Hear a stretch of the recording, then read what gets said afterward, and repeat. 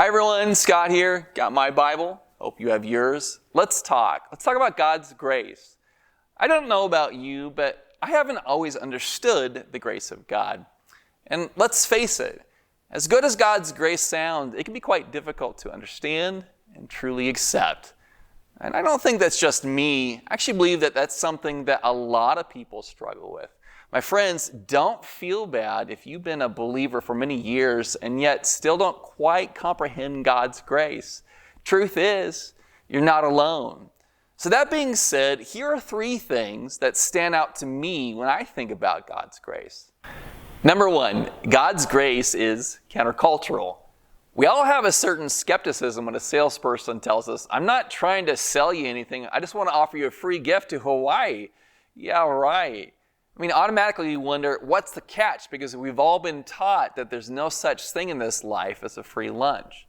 Our culture's like that. We go to work to earn a paycheck. And yet, Ephesians 2:8 tells us, for by grace you've been saved through faith. And this is not your own doing. It is the gift of God. God's grace is countercultural because there's truly no catch to it. Unlike our paycheck, grace is a gift that is freely given. So God wants each and every one of us to accept this gift. It's not a switch and bait tactic. It's the real deal. Another reason God's grace is hard to accept is that it forces us to think more humbly of ourselves than we're naturally inclined to.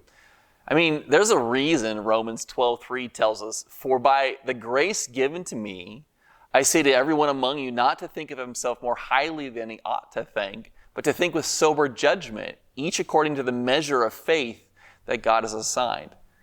Bookstores are filled with all manner of self-help and self-confidence and self-empowering literature, and for good reason. We naturally like to build ourselves up. We like to think highly of ourselves, and so the grace of God can be difficult for us to come to terms with. That's because if we accept God's grace, then in good conscience, we must also acknowledge our need for that grace. And that's not an easy thing to do. The third thing that stands out to me about God's grace is that it's often misapplied.